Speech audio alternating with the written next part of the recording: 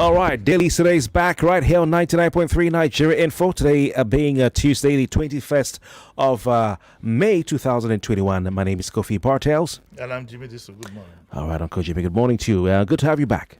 Yeah. Hope you had a good weekend. Yes. All right, fantastic. We're set to do justice to some select headlines from today's national dailies as curated by the man himself. We start with a punch, but just to remind you quickly that you can watch us live on our Facebook page. We're streaming live on Facebook. Search for Nigeria space info space 99.3 or enter in your browser facebook.com/Nigeria Info FM. Now on YouTube, you can find us at Nigeria Info FM. That's the YouTube address or the handle. It's a verified account. You can also watch us live from anywhere in the world. Now, in the punch, this should be, is this editorial? Student loan 1.2 million beneficiaries listed as scheme begins on Friday. This is a new story in the bunch. Okay, and this is good news. This is good news coming this early in the week for students. 1.2 million students hopefully will benefit from this scheme, which begins on Friday. The president has to sit on this. He has to be honest with you, at some point micromanage it, because this is a legacy that he will be leaving behind whenever he leaves. And he has to get it right. He has to make sure that there's no favoritism in this and it is as transparent as can be. He has to make sure that his politicians, his friends, his associates do not turn this into another cookie jar, to benefit just their own. So for the students, you need to key into this very quickly. The managing director of the Nigerian Education Fund, Akintude Sawyer, has said 1.2 million students in federal universities, polytechnics, colleges of education, and technical colleges would benefit from the first phase. I repeat, in federal universities. I don't know why they didn't add states, but federal universities, polytechnics, colleges of education, and technical colleges would benefit from the first phase. Data obtained from the Nigerian University Commission website indicated that the nation has 226 federal tertiary institutions, 62 universities, 41 polytechnics, and so on and so forth. Okay, let me quickly, because I want to give as much detail as I can, and maybe on before the week runs out, we'll be in a position to actually pin down how you can access it. So it says that there are approximately 1.2 million students in federal tertiary institutions, and that they are in a position to benefit. Okay, they are in a position to benefit from this. We are told that the portal is user friendly. Okay, it's user friendly. Now, only students whose institutions have uploaded their data on the fund's dashboard will be eligible to apply. So you have to go make sure that that is settled. The requirements to apply include the admission letter from JAMB, the National Identity Number, NIN, and BVN, as well as completed application forms from its website. And it says that the loan application process has been streamlined to ensure easy access for all eligible students in federal tertiary institutions. Okay, and we're told here that the portal is user friendly. Okay, now there was something that also I found quite pleasant, and I hope they live up to this. He revealed that in addition to the interest-free loan, applicants will also receive monthly stipends for upkeep. This is fantastic. This is good. And I hope it's done in good faith and properly. He, however, did not state the amount. He said that finger will be capped, and we will look very closely at each application and make a decision based on several factors as to what fees will be paid to them. Listen to this, everybody. The fees for the institution are going to be paid not to the students, but to the institution, and that will be paid at the maximum of that fee per session. We will only pay for a session at a time because people drop out of institutions and sometimes they change institutions, which means that you might have to reapply every session. Okay, so the details are here. If you get the punch, You'll get as much as you need for now, but I can assure you here, we'll make sure that at some point we'll bring some authoritative person to speak on this. I must say that this is a very good initiative, and I must say that I am glad that I was proved wrong, because I thought that... You were? Yeah, yes, I proved wrong, because initially I thought it was just a propaganda thing. But now that it has come to fruition, I don't know whether it's the pressure and whatever that some of us apply, but that is neither here nor there. The bottom line is that it is here. And the bottom line also, my message to the president is that this is a legacy that people will never forget. Yeah. Just like we don't forget what Awolowo did back in the day and what Gawan did also with the Students' Loans Board. Right. So he must make sure, he must ensure that it is as transparent as possible. And also, I'd like to tell the students, keep an eye on the ball. But congratulations to Nigerian students in the interim. Uncle Jimi, issues with paying back. Students are meant to pay back 2 years after they graduate or they finish their NYSC. Yes. How will they pay back? What do you mean? How 2 years after graduation is expected that you'll be working? 2 years after you complete your NYSC, not graduation. 2 years after, yes. So it's assumed that you'll be working. You have to pay back. Are there jobs? Don't forget that you have one BVN for life. Are there jobs? No, stop being cynical like that. You must, after 2 years, must have sorted yourself out. We must start something. Are we going to say because there are no jobs, we shouldn't give out the loans? I'm just asking. These are the issues. No. I don't like off the cuff reactions like that. This is a very good initiative because it's like you're trying to say that there's no need. You're trying to write off this students' loan thing. I don't think so. I think it's done. To be honest with you, I'm saying there's no need. I'm highly critical of some of the things. One second. I'm not writing it. No, but that's the insinuation. No, I'm not. That's the reading that I get. I'm not writing it. Okay, I'm glad you're not writing it off. I think we need to encourage the government to do this. This is not politics now. This is reality. It's going to help our younger ones. Those who claim can't go to an education because of funds and so on and so forth. This is it. And it is a thing of soccer that you will know that your fees will be paid. So if you take that out of the equation, you're almost good to go. Uncle Jimi, you seem to be ignoring the high unemployment rate in Nigeria. I'm not talking unemployment rate. We are talking about, we do one thing at a time. We can't say because we have an high unemployment rate, we shouldn't give our students loans. No, I'm saying how will students pay back? You need to be gainfully employed 2 years after you graduate at least from NYC. That is the thing of the future. When you get to that bridge, you'll cross it. But we can't just say that because of high unemployment rate. I know where you're going. You're hoping that we can give grants and so on and so forth. We can't. We fritter too much money away. When you're giving money to pilgrims, you're building highways not well thought out, spending 1 trillion. There's no money to give. We should be grateful for this little one. Don't you know the country you live in? All right. Don't you understand this country? You don't understand it. You keep saying that. Okay, let's move on. Inside Politics is a page on Daily Trust, this page 9. Headline there, Kano governor purchases 2.7 billion naira vehicles for lawmakers.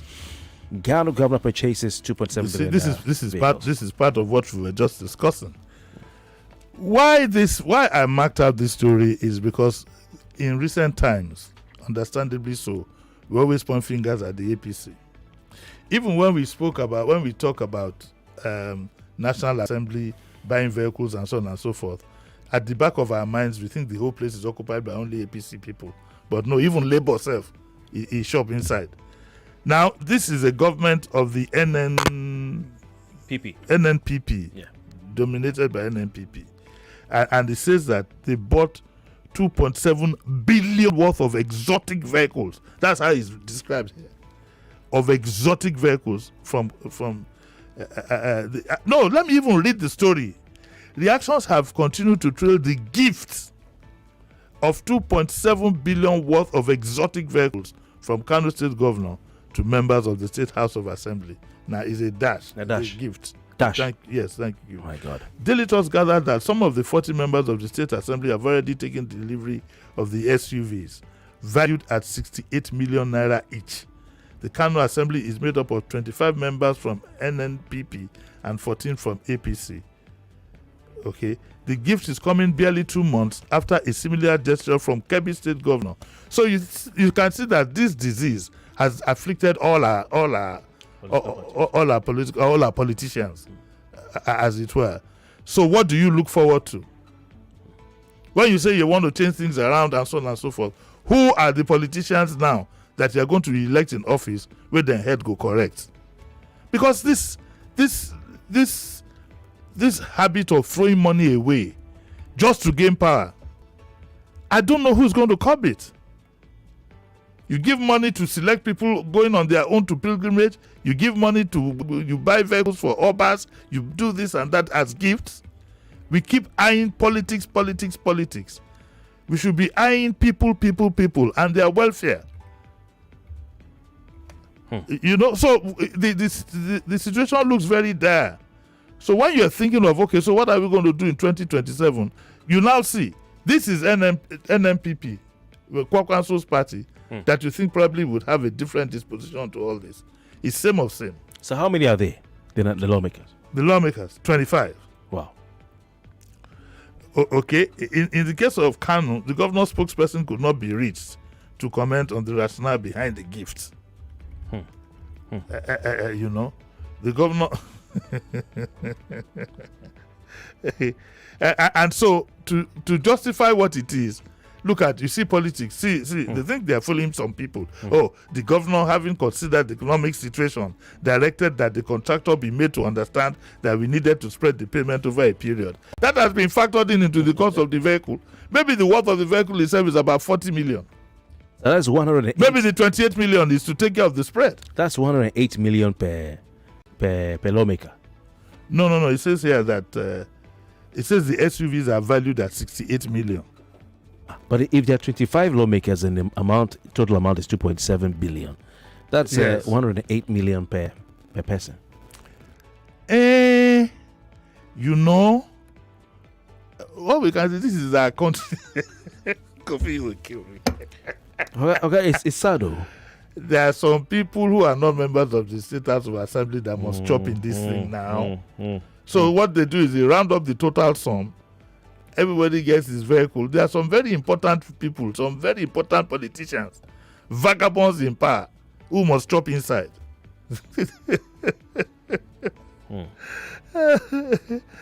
Oh, Samaila Sani, a businessman in Canton Quarry Market, said, "This government has failed to realize its priorities.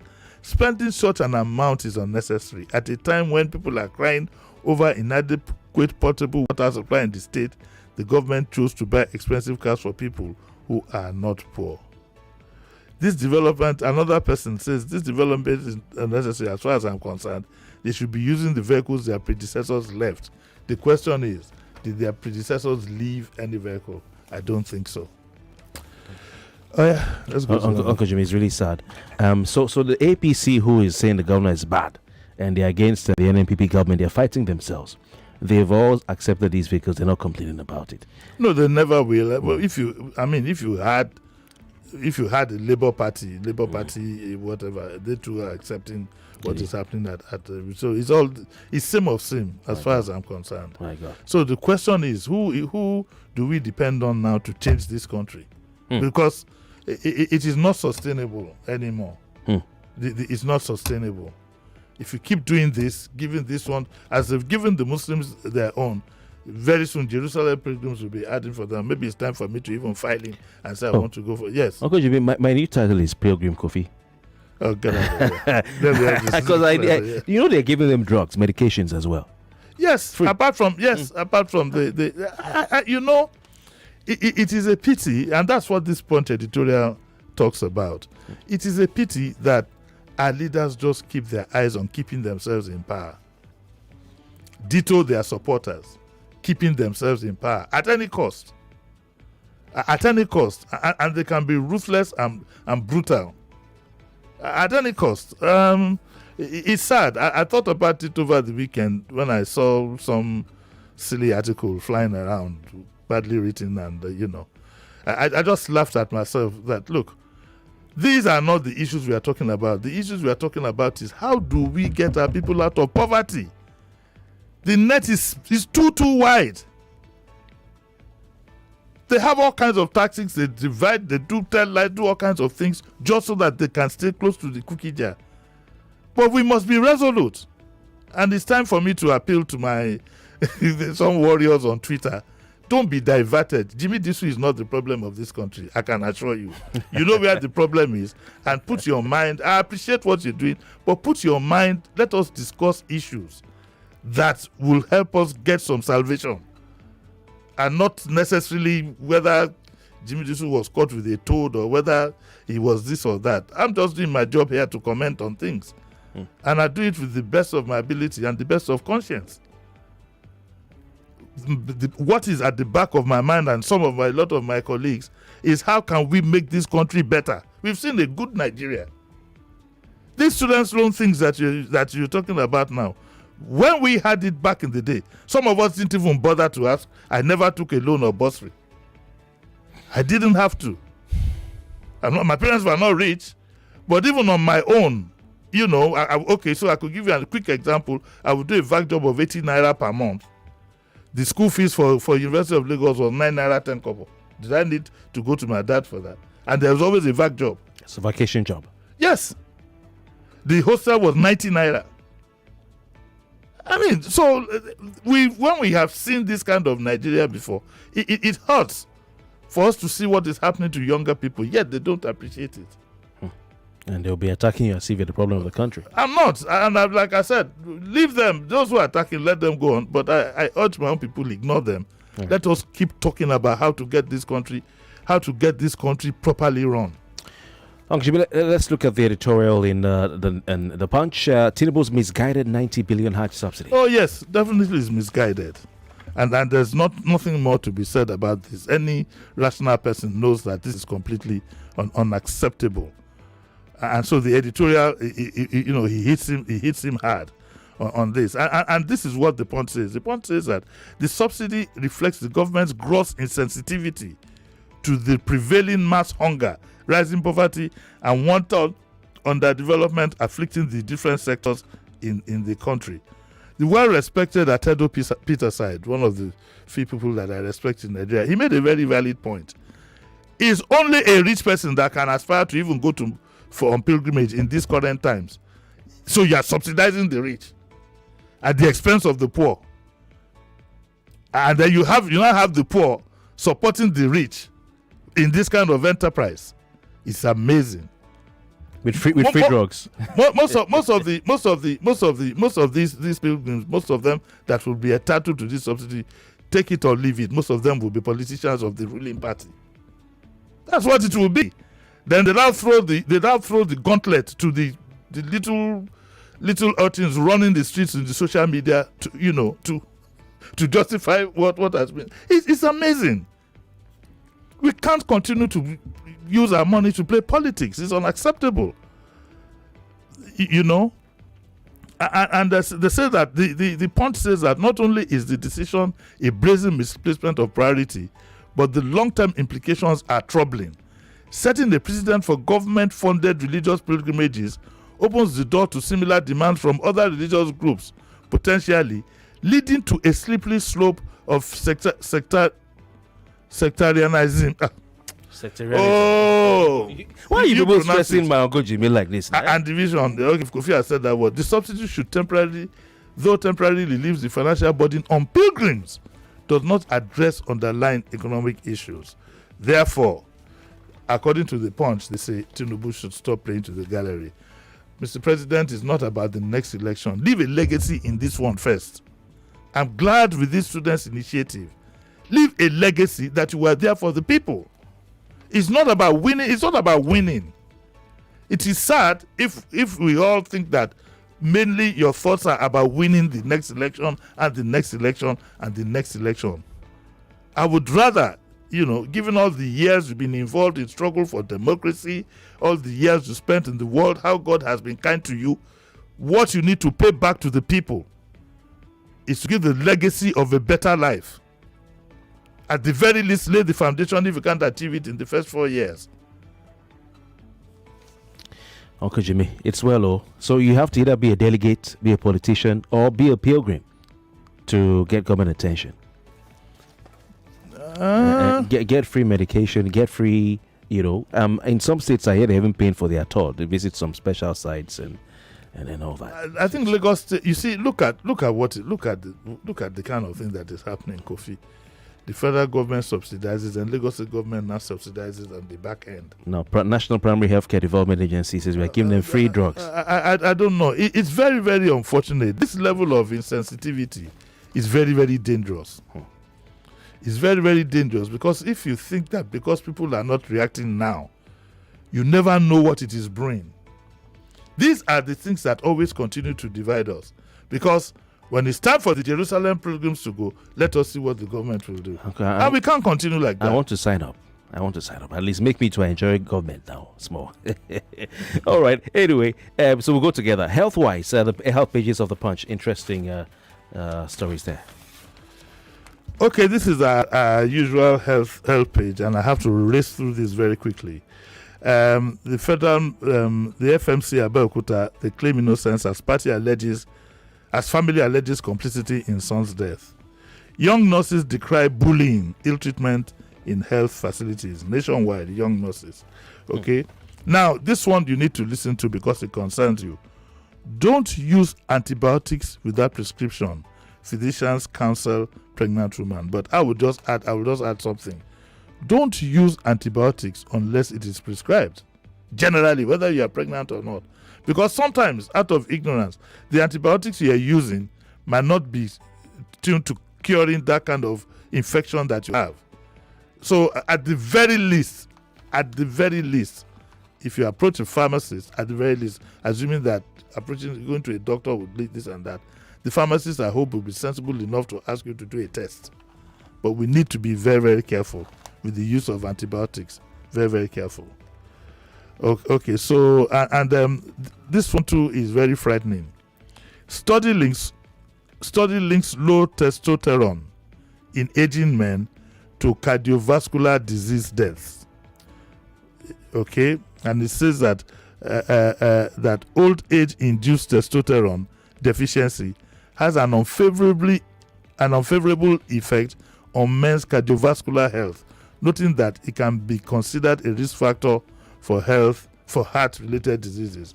All I'd like to tell you is that as soon as you clock 40, immediately after your 40th birthday, the next person you should visit the day after is your doctor, and you keep at it with him. How often? Don't tell me now that there are no hospitals or whatever. That's not the issue, because you want to say something now. Okay, Jimi, I haven't gone, no. Yeah, I'm saying it in your presence. Yeah. So when I go, what have I to tell the doctor? Check my testosterone. No, come on, Kofi. Come on. Once you are 40, you should go for medical examinations every year, minimum, twice a year. You do general overhaul. I'm fit. Don't worry, if you don't know what to tell the doctor, the doctor will know what to do when he sees you. All right, so please, let's take another break to pay our bills, and we'll be right back. Okay.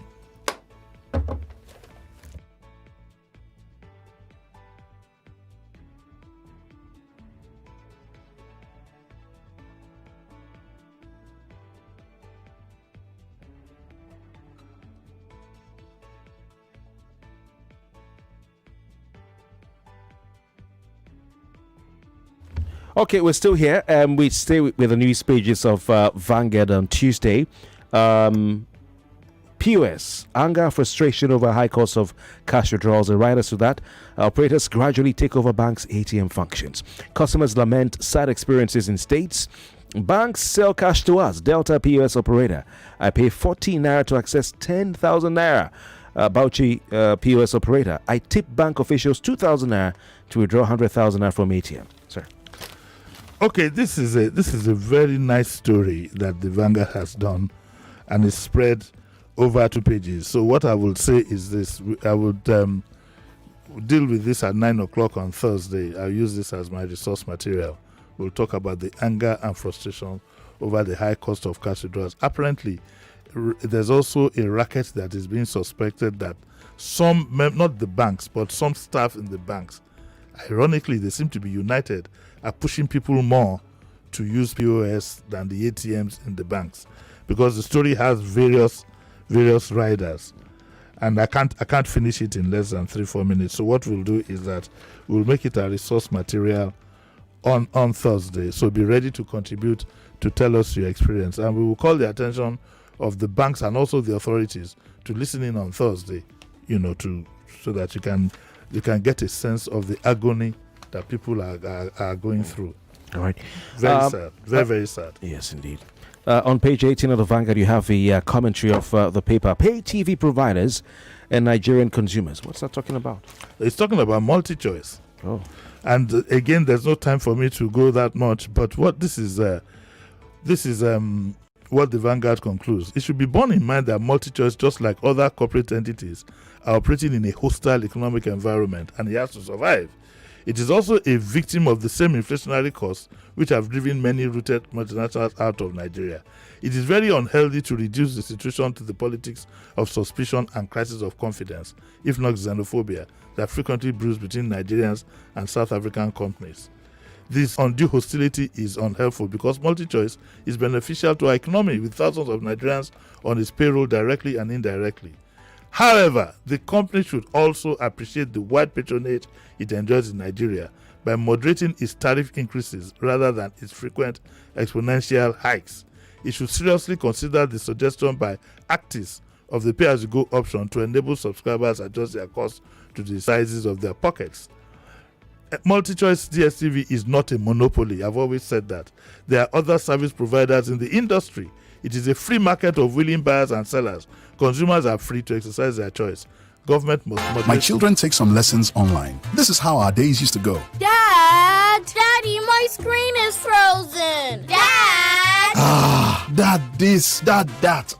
That's my poor connection cue. But today, I celebrate an end to these frustrations thanks to MTN 5G broadband. Now, lessons, family times, streaming our favorite shows, all working from home are the easiest. Get on the train. Thank me later. My daddy is the best in the whole wide world! Because every second matters, you can do so much in a day with MTN 5G broadband. Create, connect, and keep winning with MTN 5G broadband. Visit shop.mtn.ng.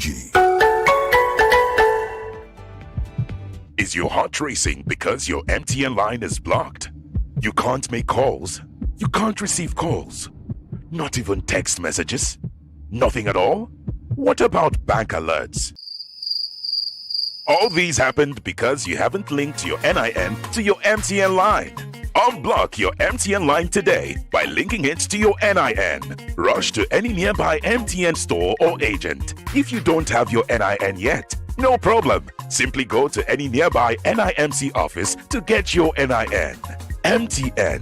What are we doing today?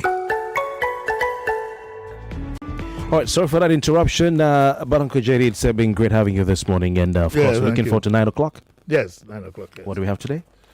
I have an IT person come to talk. We're going to be talking again about hidden cameras. The phenomenon is rising. All right. And some things you need to, some technology you need to have. Fantastic. So We're looking forward to that one. Thank you. Thank you very much, sir. All right, we'll take the news later. When we come back, we, of course, get into the crossfire this morning, asking how you are coping with the increased inflation in the Nigerian economy. Stay with us. It's 8 o'clock. The news update. 99.3 Nigeria Info. We are more than just radio. Subscribe to our YouTube channel at Nigeria Info FM. Check us out on Facebook at Nigeria Info 99.3. Follow us on Twitter at Nigeria Info FM and on Instagram at Nigeria Info FM Lagos for live updates as it happens. 99.3 Nigeria Info. Let's talk.